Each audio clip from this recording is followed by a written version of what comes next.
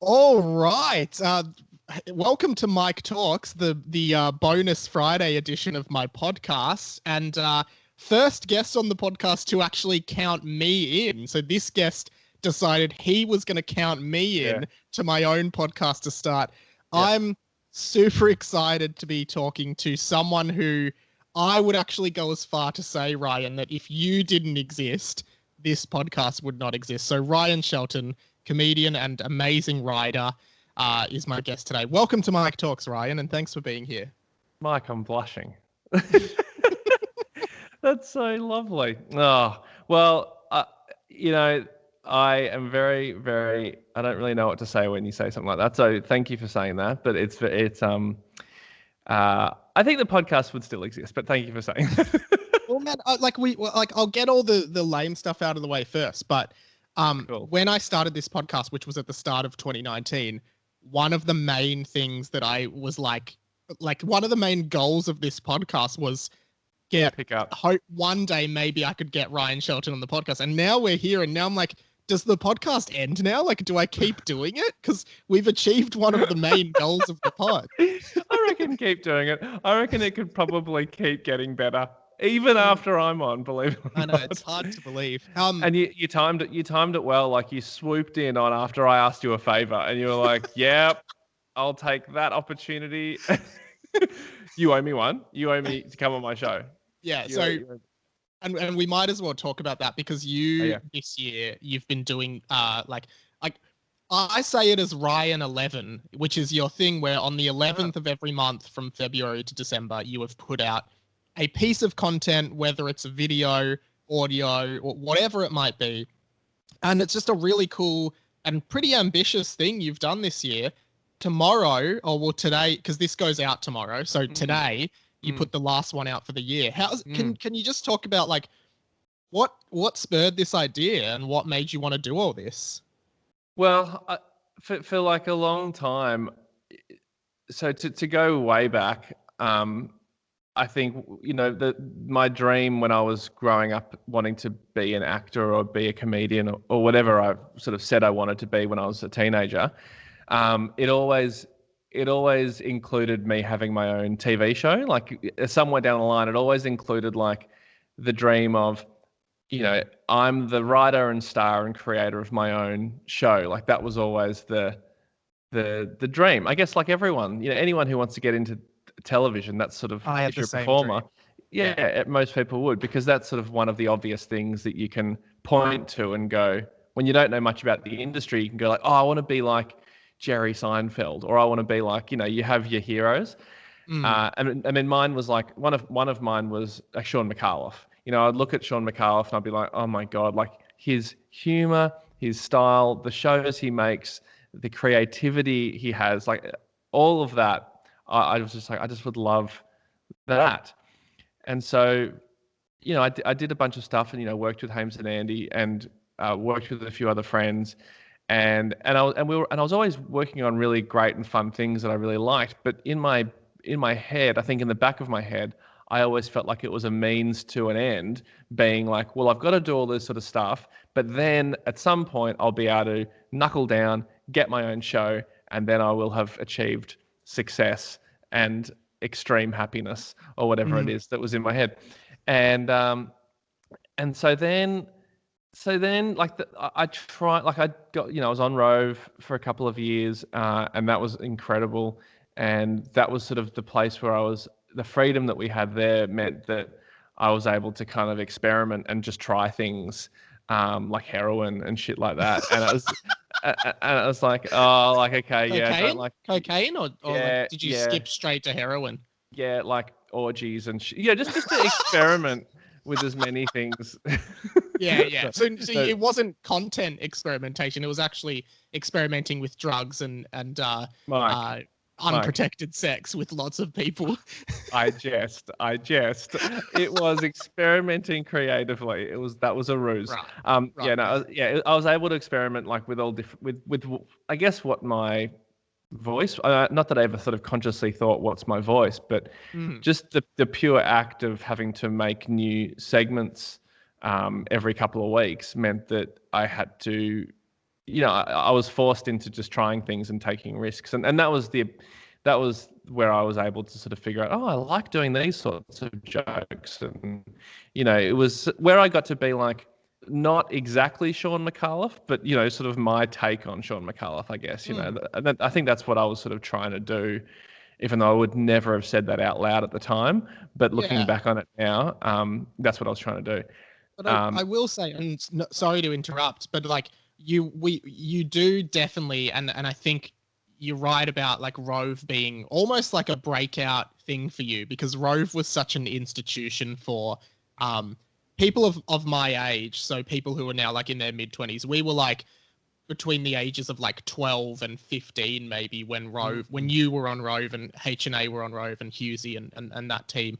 And that was my favorite show. Like it was every week. And I used to say, like, that's what I want to do. I want to be on Rove. I want to do what they're doing on Rove. And there's so much I want to talk to you about here.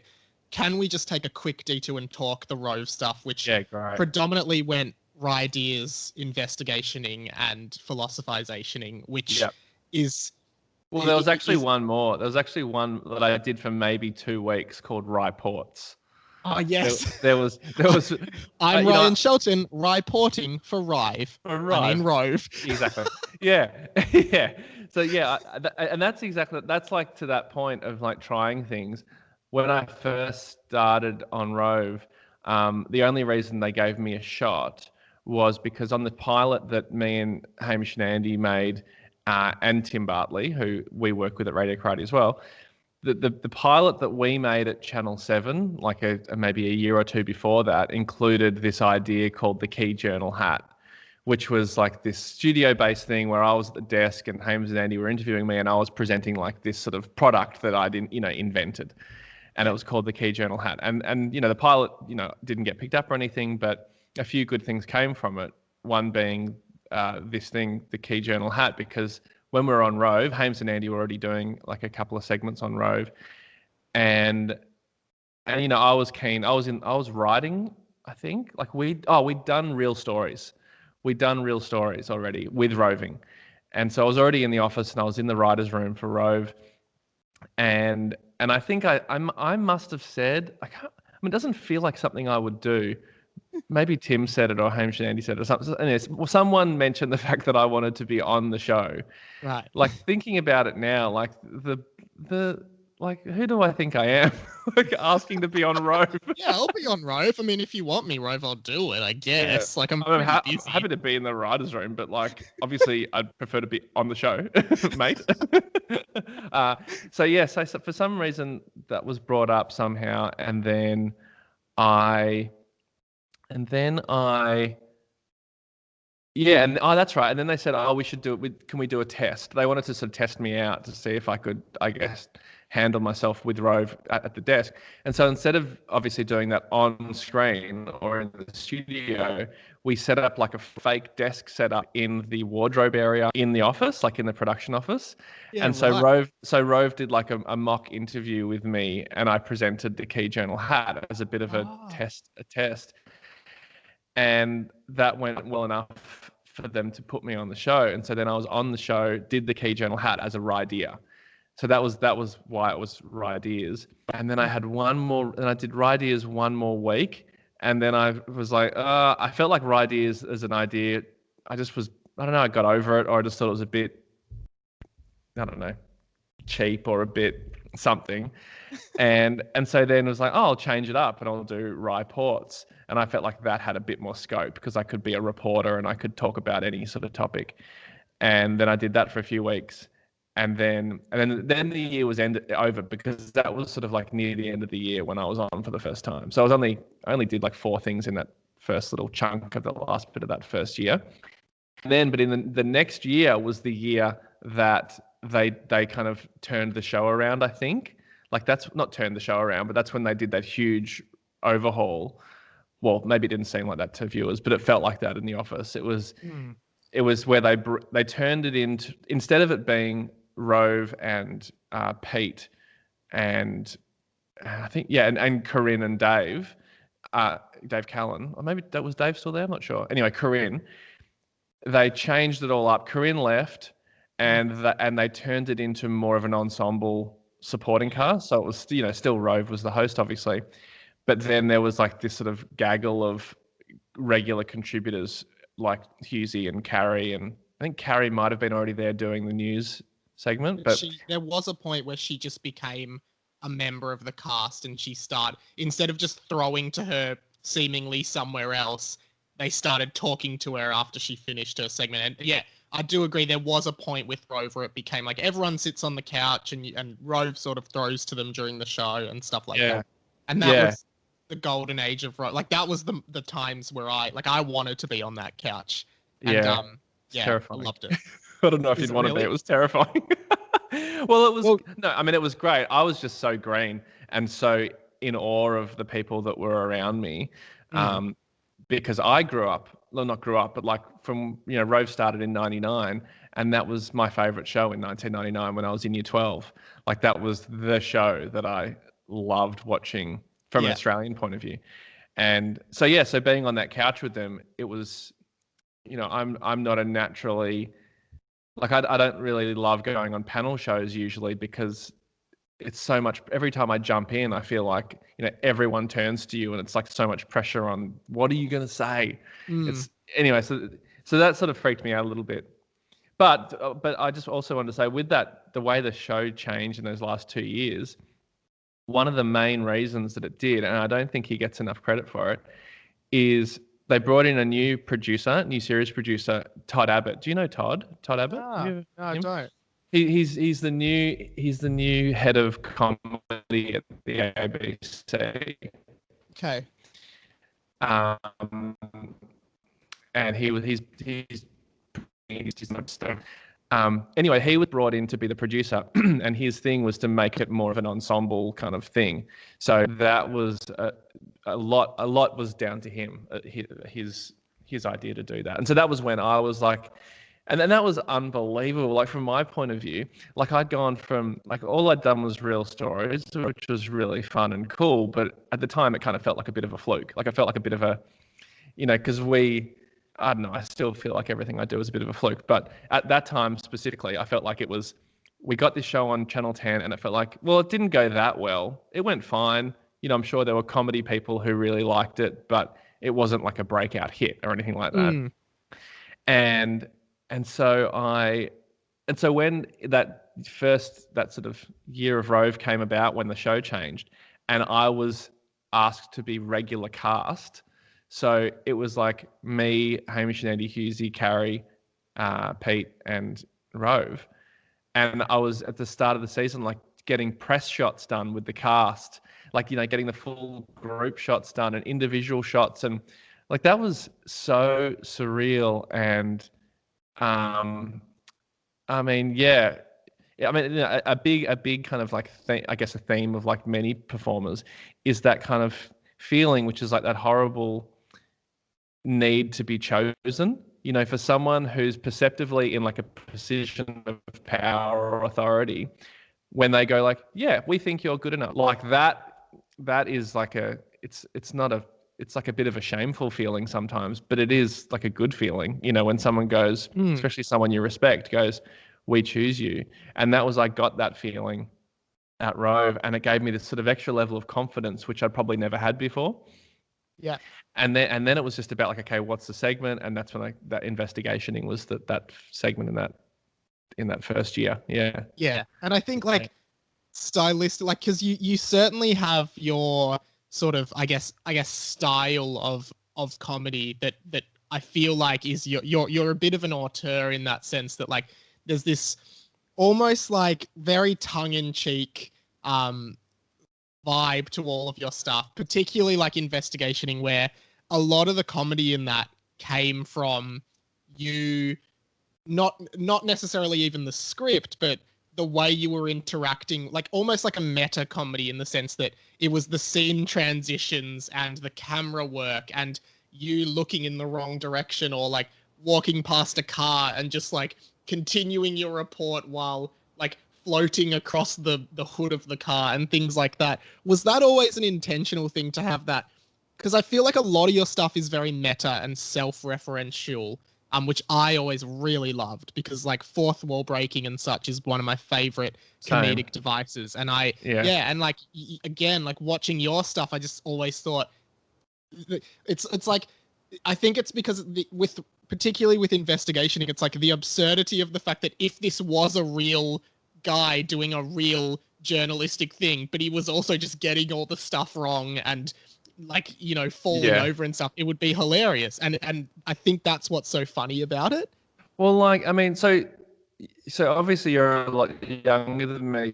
Do you remember, like, do you ever watch McAuliffe's ABC show, like the McAuliffe program? And did you ever see that? I did it. Like, whatever romanticized feelings that you have about the work that I did on Rove will be completely squashed when you watch McAuliffe, because all of that stuff I was doing was, maybe not squashed, but like all of that stuff, it was me just trying to do what he did so incredibly well. I mean, that would be, you will love his ABC show. Like, he did, I think, 3 seasons of it. Okay. It's called the McAuliffe Program, and then the McAuliffe Program, and it's just like, it's nonsense done seriously, and it's so good. I mean, that was like my thing, and so all the stuff I was doing on Rove, I was really just heavily influenced by that, and probably like things like Monty Python, which I just watched endlessly as a kid. Faulty Towers and whatever shows I guess I was watching back then. But the thing on Rove that the thing that I said that Tim and I stumbled, so I made those segments with Tim Bartley, and the thing that we stumbled across, I remember it so clearly.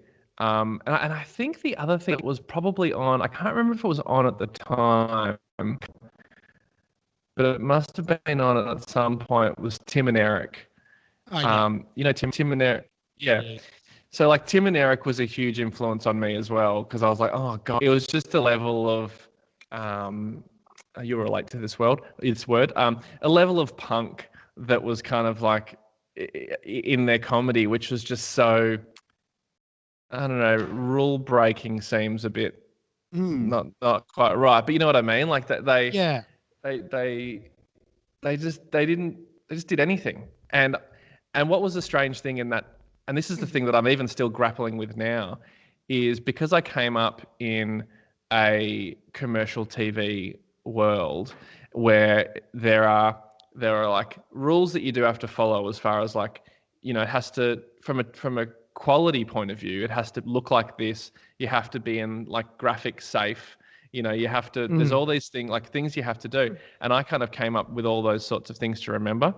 And more now, especially as I do the stuff I'm doing this year, it's been fun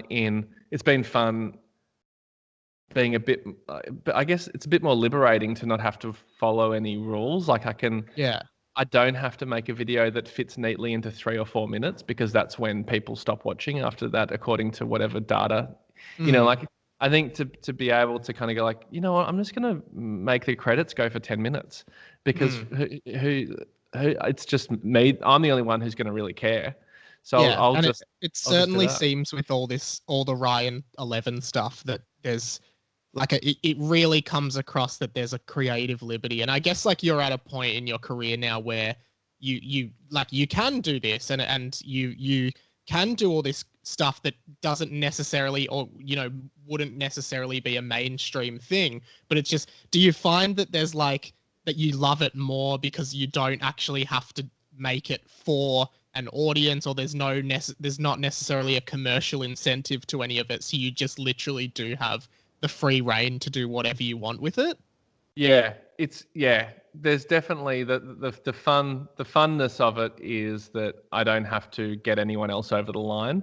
Like I've had, even with the people I've worked closest with, like I remember like even when we were doing our Channel 31 show, Radio Karate, where it's like, it's Channel 31, but of course when we were 21 or whatever we were, when you're 21, even doing a show on Channel 31 feels like life and death. Like it feels like everything needs to be perfect. And even Sin Radio was like that as well. Like I used to do Sin Radio, and you're like, this does not matter at all. But anything goes wrong, you're like, oh my God, everyone heard that. Now everyone knows. Yeah.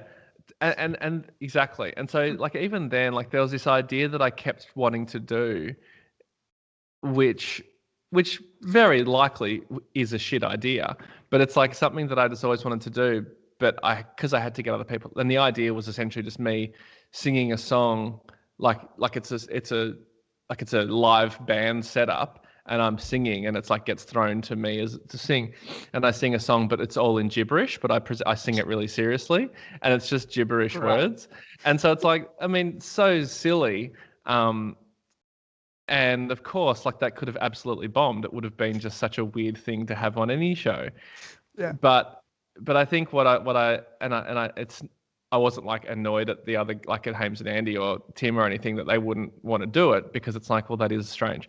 But what's exciting about this year is like I could do that now, and there isn't any pressure. There's no commercial pressures to have to like get a certain rating or to get a certain amount of views or to grow an audience or to have good social engagement or anything like that. Like all that stuff is necessary in the right context, and there's nothing wrong with that. But it's really fun this year for me to have something that is just mine, I guess. Yeah, and it honestly, Matt, it's been, all of it has just been so amazing. Like I've genuinely looked forward to it, and today's one is amazing as well, and so much fun. So I'm super glad you're doing it, because again, like a lot of my friendship group from school, we all just loved your vids. We loved investigationing. Like I loved the podcast you did, Ryan Shelton. Is it for 1 minute only, or was it the one? Yeah. For yeah, 1 like minute only. Yeah. And that's sort of what I've always loved about you, is just, yeah, you're so like eclectic in the work that you do, and you make every, even Cliff, and I feel like you do so well in every medium. You find a way to toy with that medium or that platform, I guess, whether it's podcast, TV. Cliff was a great example of that, like working within the limitations of, at the time, could you only do like a 1 minute video on Insta or something, or 30 seconds? 15.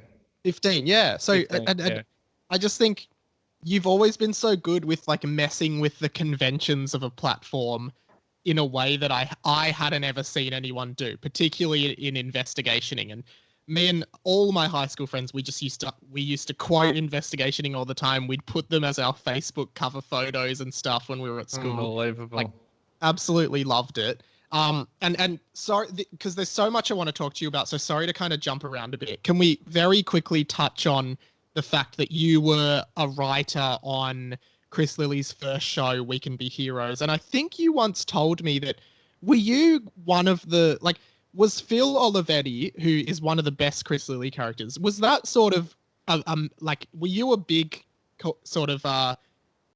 like, did you sort of foster that character a bit? No more than, the only thing I probably would have told you is that when we were writing that character, all I could think about was my dad.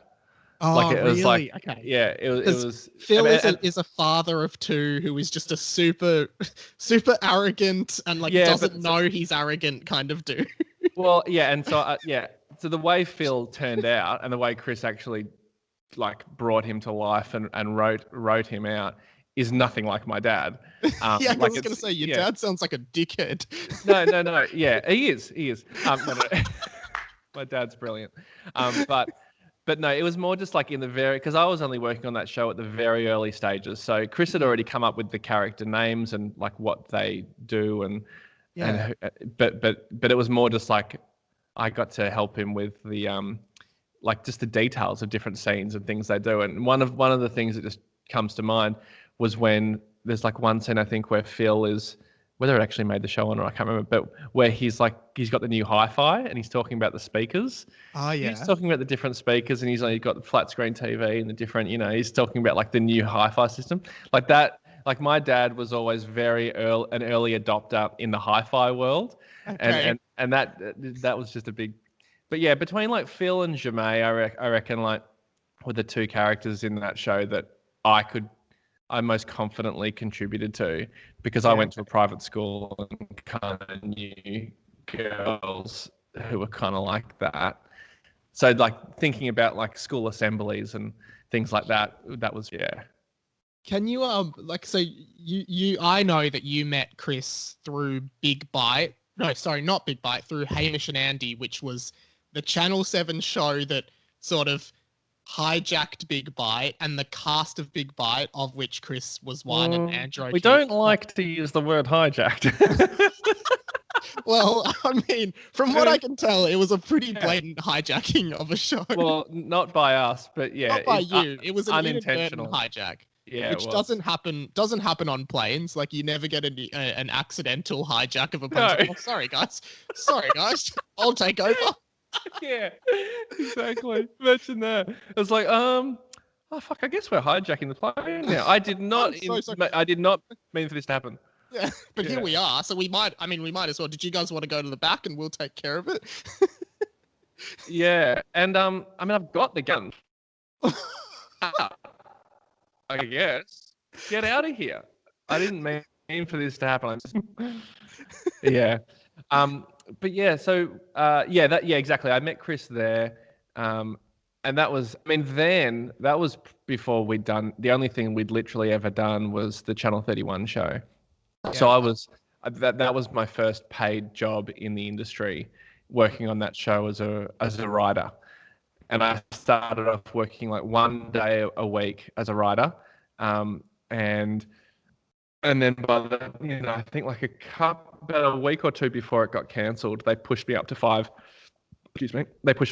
days a week writing.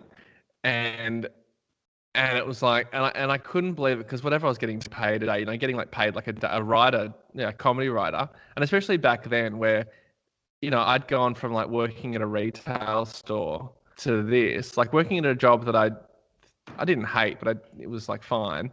Yeah. And then working in like a comedy writers room with people who worked on Fast Forward and Full Frontal, and getting to like write sketches and submit them and get them made. And then they're paying me, like I was getting like $2,000 a week or something ridiculous like that for those couple of weeks before it got, and I couldn't believe it. Like, I just thought, this is wild. It's crazy. It was so crazy. And then the show got cancelled. But then we were so green, and, we had no idea about anything except for the fact that we'd done one Channel 31 show and then all got jobs. So we're like, fuck, this isn't that hard, actually. Easy, yeah. And so we just thought, well, let's just get another show, another job. Anyway, it's not as easy as it sounds, but God. But yeah, so in that time, Chris was doing his stuff within that show, and he was sort of his own island within that show. Like, he would, unlike everything else, which was like a collaborative thing, understandably, he would just go off and do his own sketches and his own stuff himself and get to make his own things. And then I remember like one day, I remember standing in the Channel 7 building, the old Channel 7 building in South Melbourne, and he was in there, and I he was doing, and I remember having some ideas.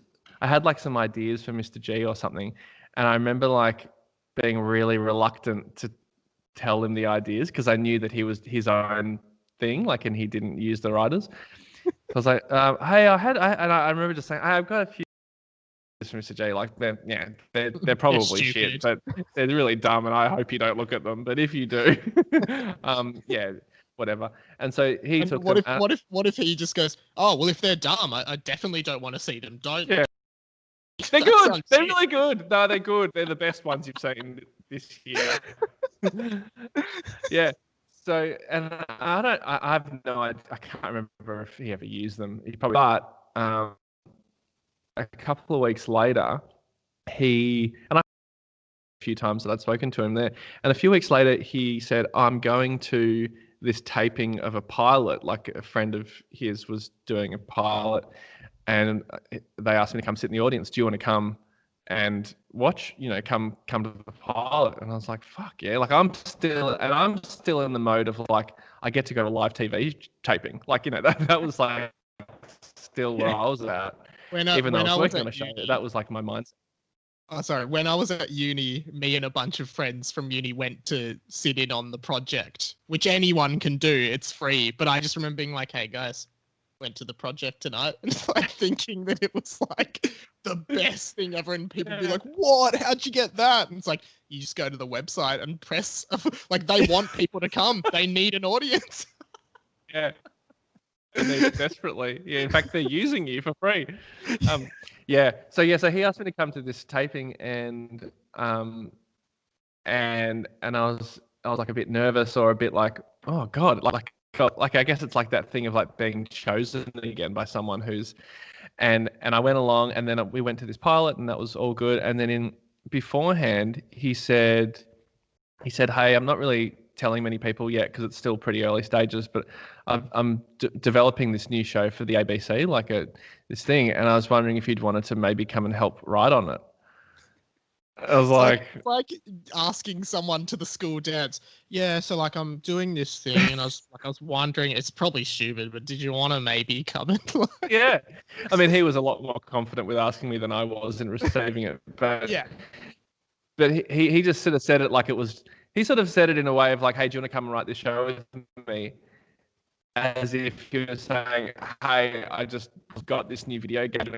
That was like the tone of how he asked me to do it, and I was freaking out about it on the inside. But of course I was like, "Yeah, I'd love to," and then went and like met with him and Laura Waters, who and they just started working together because the ABC had paired him up with her. They didn't know each other, and so they got paired together. And I guess they were looking for someone to help with the early stages of development because they probably had development money. And so they asked me to come and do a little tiny bit of writing, like in the early stages.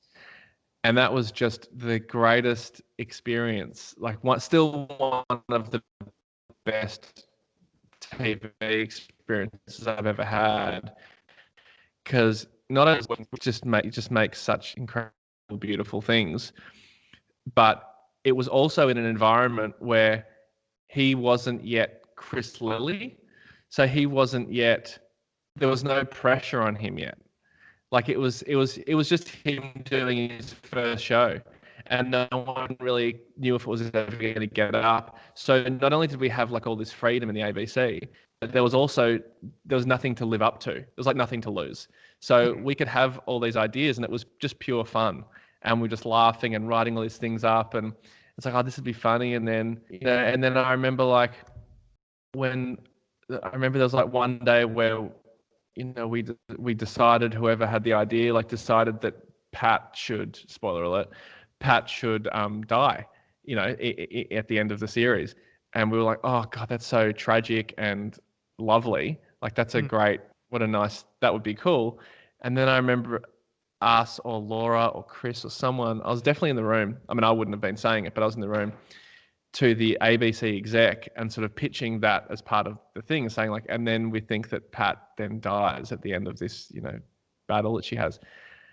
And they push back on it so hard. And they're like, no, people are going to love Pat. You can't kill her.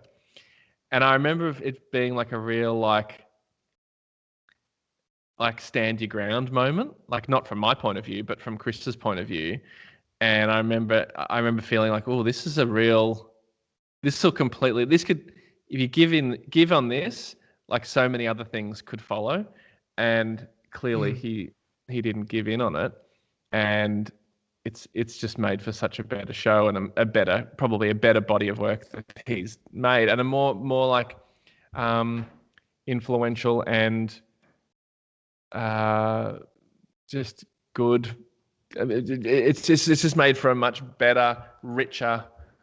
Yeah. And I agree. Like you see that Chris is quite good with those kind of moments. Like there's this incredible moment in Angry Boys where the character Gran, who up until this point is, quite a reckless character, quite, brazen and offensive and ignorant. And then there's this really, really almost out of nowhere scene in one of the few episodes where she reveals to one of the prison inmates, because she works at the prison, she reveals that she has Alzheimer's, right? And it's quite a jarring moment in an otherwise pretty like in your face show, and it's a really beautiful moment, and it's so well performed. And I think like moments like Pat dying and We Can Be Heroes, or that moment in Angry Boys, I've always really remembered as being really poignant moments of an otherwise quite out there show. So I think those moments are really good, and you're right, they do add just so much more depth and so much more meaning to the comedy, I guess. Yeah, well, it's like real. There are moments of like many moments of like real social commentary in his stuff. Like even just I think a couple of days ago, I saw that he put a photo up of Jonah, like this sort of like press shot or a shot of Jonah, like as if like Jonah's been arrested, like with the lineup height thing behind him, and it's like and Jonah's it's like the most incredible, powerful photo because Jonah's eyes are like kind of welling up and like it's like he's been crying, and it's just really I mean he's like it's always weird when you say this about friends, like we're good friends, but he is a very special performer and creator and writer. I mean, he's had more than his due of respect, but it's like, it's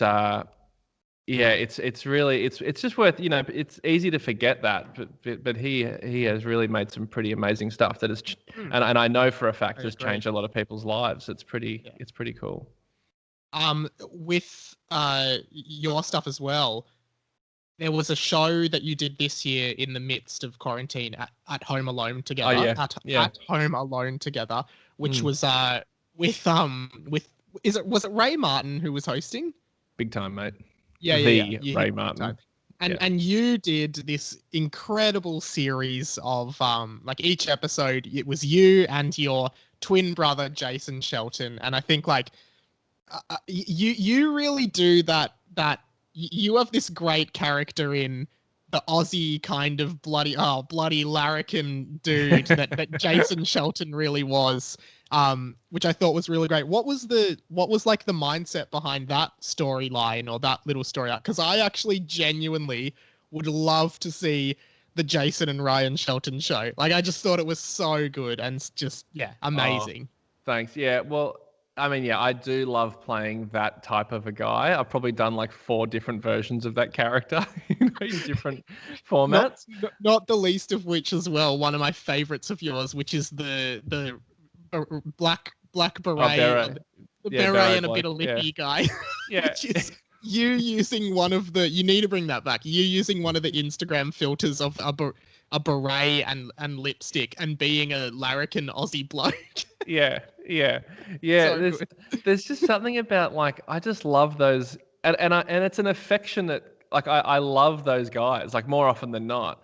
Like they're just, if they've got a good heart, like obviously there are the really like misogynist, racist versions of that guy, but the ones like I feel like Beret bloke and even Jason to a certain extent, they're still like they're harmless. They're harmless, and you kind of like I want them at my party. Like I want that guy there because it's like there's a level of unpredictability with those guys and fun, and even though they're into like ribbing and like kind of a little bit of teasing, I feel like they can usually take it as much as they give it. Like it's sort of part of their fabric. So I just love those guys. And so with doing that show, when they asked me to do that show, like, and this sort of comes back to like what I love about like the beauty of a constraint, and probably even what you were talking about before with like the 1-minute podcast or the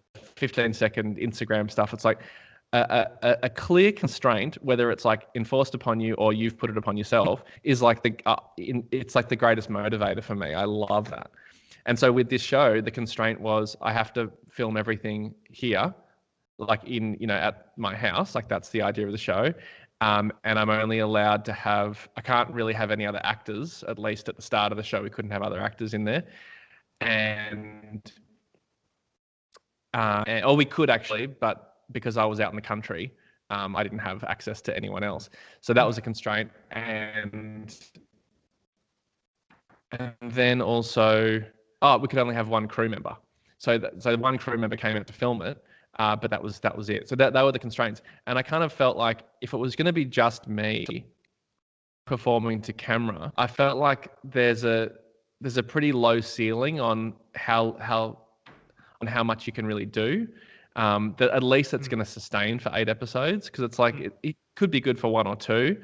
Like you could do some fun, like kind of reporting type things, but not being able to interact with anyone, is going to get a bit boring. And so that was like, well, I need another character. And I was like, and then I came up with this idea of, well, I'll be the gardener DIY guy. Well, Jason will be, and yeah, it was weird because like Dan Neely, because the show told me I wanted to do it. Like, yeah, that'd be fun. And it really came pretty quickly. And I was like, oh, what about if I did this and this? And then there's this like my brother, and I'm talking to my twin brother, and I'm producing my twin brother. And it was a hard show to make, because I offered to edit my own segments as well, because I just started editing for the webs for Ryan.com, for the website. I just sort of figured out editing. I'd been learning for like unconsciously learning, I guess, for years, like looking over editors' shoulders. And I could write, I just perform it and then edit it, and then I literally deliver the finished product, and that was that. And it was just the best fun. Fun. And well, just one thing I thought of, and we're nearly done here, man. But I love how it's very unusual for 2 identical twins to have such opposing personalities in the way that you and Jason do. Like, most of the time, identical twins are pretty similar people, whereas you and Jason are just like total opposites in every way. Yeah, that's true. I mean, like, yeah, it was. I mean, the me character, the Ryan character, and this was kind of like I was just listening to a. Have you heard of that new podcast, Shameless? Have you heard of Shameless? Yeah, it's not a new podcast. Oh, right, not Shameless. Sorry, this is the wrong one. Smartless. Oh, right, because Shameless is a big incredibly podcast, successful and great podcast by Michelle and Zara. Love those girls. Yes, do great work. I've not heard of Smartless. Smartless is Will Arnett, Jason Bateman, and Sean Hayes. Yes. And they do this podcast. Anyway, I was listening to the latest one, and Ricky Gervais is on, and Ricky Gervais is talking about, well, they're actually all talking about this idea of how things become a lot funnier when you can see another character's reaction. And before The Office, that wasn't, and like now it's a pretty normal thing. Like now it's, because of The Office, it's quite a normal thing that sitcoms do. Cut to the reaction of another character going like, "Oh my God, this is so weird," like the voice of the audience. But if you think about it, before that, other than like the really good ones like Seinfeld or whatever, most traditional sitcoms, people would say funny, weird things, but it would be kind of treated as if it was normal. This is what Ricky Gervais is saying, and Jason Bateman was saying that when they were coming up with Arrested Development and Mitchell Hurwitz was sort of doing that pilot and it wasn't quite working, he was like, "Oh, it's just not quite right. Something's not right about it." And he realized that he needed to be going to Michael's reactions more. And as soon as he figured that out, he's like, "Oh, now it's funny, because now we know that after Tobias does that weird thing and Michael's just watching him like, what the fuck's going on?" Then it's like, then you get the context of, oh, that is weird in this world. Even though that's weird, we're still in the real world. And I think maybe that was, I didn't even think about it at the time, but maybe that's what was helpful with Ryan and Jason, is that you always had Ryan kind of like saying, "No, this is not worthy of television. You can't do this, Absolutely. And I think that's actually why I love the mockumentary genre so much, because even like, if you look at something like, I don't know if you've watched Modern Family, but that's a mockumentary as well in the vein of The Office. And I loved the first few seasons of that show. Just incredible writing. And the moments where someone does or says something really wacky or stupid, and then another character just in the background looks at the camera, and it's like that acknowledging of the fourth wall, so that the characters are looking at the camera like, yeah, that's, what the hell? Like, can you believe that? I really, really love that. And then to that point as well, that you just kind of reminded me of something else, which is in The Simpsons. Are you a Simpsons fan? Not really. Not Oh, really. okay. I mean, Well, I don't dislike it, but I yeah, don't know it like you and Jack know it. yeah, I don't. Yeah. yeah. Yeah. Well, I'm gonna say it anyway, man. So Yep. Cool. I'll there's tune out. there's a character in The Simpsons, like a secondary, like a side character. He's named Superintendent Chalmers, and a lot Mhm. of the fun of Superintendent Chalmers, he's the superintendent of the school. He comes to the school, and Principal Skinner, who's the principal, is there, and the school's just chaos, and so much stuff is happening. And one of the writers of The Simpsons said that Superintendent Chalmers is one of the only characters in Springfield who acknowledges and like responds to the absurdity of everything that's happening around him. Like, and Oh. there's this great scene where um, Principal Skinner goes to Superintendent Chalmers, oh, look, there's Lumpy, the school snake. And then this big snake that clearly has children inside it slithers by, and Superintendent Chalmers is just looking at him and totally like knows what's going on. But like just stuff like that, which I think is sort of similar to, having that character that's grounded in reality to all the absurdity that's hanging on is a really great comedic device, I think. Yeah. Yeah, I mean, even like Modern Family, I guess, like I can only imagine that show was commissioned because of The American Office. Yeah. Like, and so you wouldn't have got Modern Family without the British Office, and those sorts of reactive shots and the mockumentary thing. Like the whole mockumentary thing was not invented by Ricky Gervais and Steve Merchant, but they definitely brought it back, and made it kind of cool again. Yeah. I always end this with one final thing, and I'm gonna amend it a little bit, but for listeners of this to take away, what is one book, album, and I usually say movie, but let's say visual medium, so TV, movie, whatever, that you think that everybody should watch, read, and listen to? Oh my God. Fuck. Fuck, mate. Well, book. This book will not resonate with everyone, but this book, without being dramatic about it, pretty much changed my life. It's called The Courage to be Disliked. So, I've read it. Right. You've read it? Yep. Yeah. So I'll say that as the book. Japanese philosopher there, and it's presented as a conversation between a philosopher and a student, and it's a really, really good read. Also, quite an easy read. So yeah, it is. It is an easy read. Yeah, yeah. It is really So that's the book. Nice. Can you just speak a bit? Sorry to interrupt. Could you just speak a bit as to what you got out of that book? Well, it was just sort of like, and I think I probably just read it at the right time. Certain books or shows or films or whatever, songs, just you consume them at just the right time, and they have a certain impact that maybe they wouldn't have had if you came across it 5 years earlier. So this particular book, I was in a place where I was like trying to kind of figure out what's it all about, like life, like what am I really doing? And that was, before I read that, I was still on this path of like, I've got to have my own TV show, And then I read that and a few other things, like also, another book that I'll say, I know this is 2 books, but I'm cheating, is I think it's called The Intent to Act, or something like that. It's Larry Moss's book. Even if you don't read the book, this is it's a little quick podcast recommendation. But Larry Moss being interviewed on a podcast called Industry Standard with Barry Katz.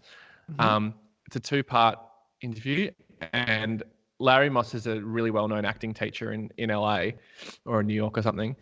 So he's an acting teacher, but it goes beyond acting. You don't have to be an actor or want to be an actor to get something out of it. He's just I love what he talks about as far as like what's important, and to do the work and forget about awards and all that sort of stuff. So essentially, Courage to be Disliked, I was reading that, and it's the first time I've ever read something where it's like, oh my God, it was like a blueprint.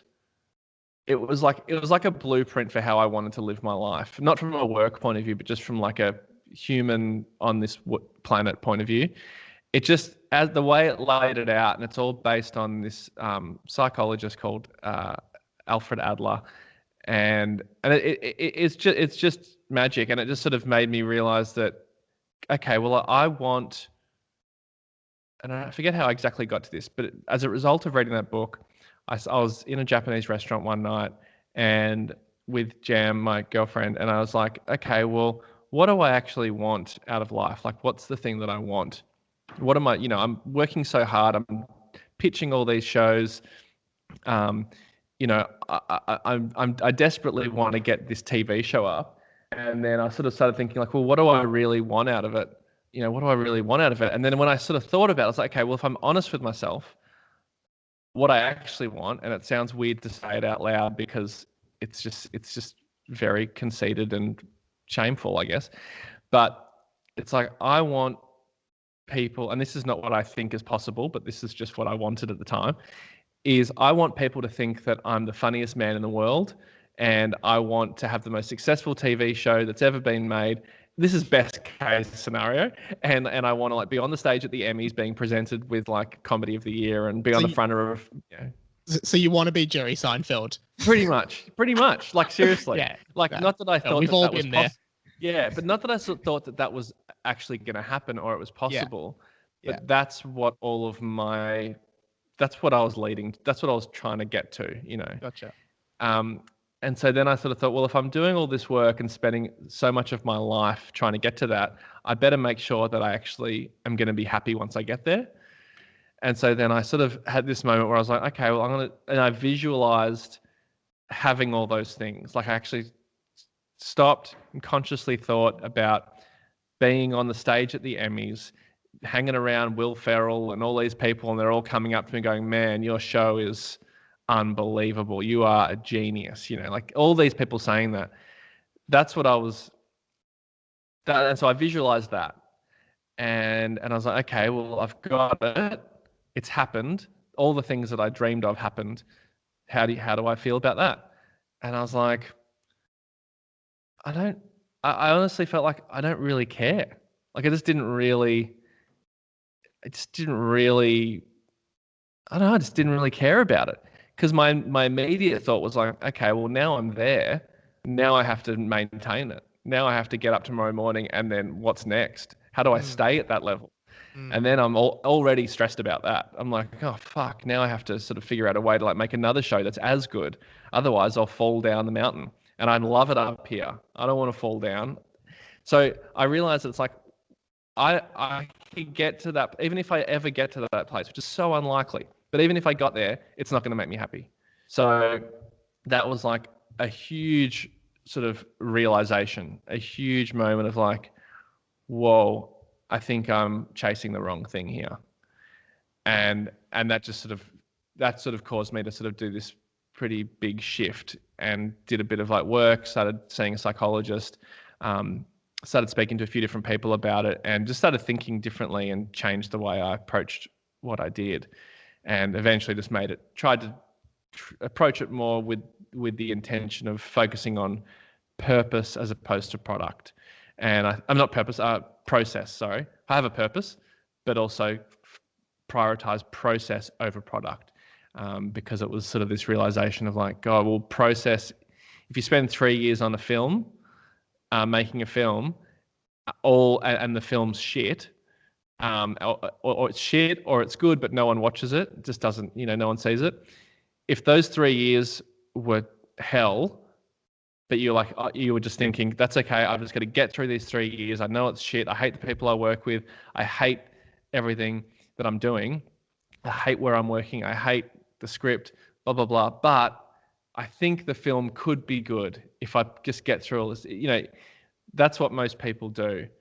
But really, at the end of the day, you have very little control over whether that film is going to be good or whether it's going to be received how you like it. But even if it does do all those sort of things, it doesn't necessarily mean you can be happy. So what I've sort of shifted to, or trying to shift to, and it's still really challenging, is to go like, yes, I want to make a good film, but what's more important than the film is making sure those 3 years making it is really fun. Like that's the most important bit. Gotcha. And and because the 3 years, that's your life.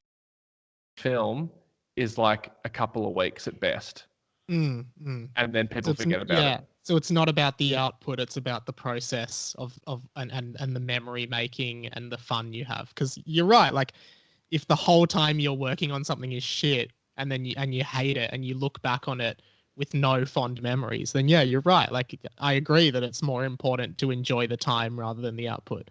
And that's awesome, man. That was actually really, really cool to listen to. And I appreciate you being so open and stuff.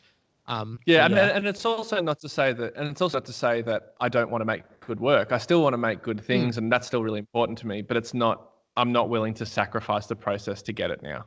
Yeah.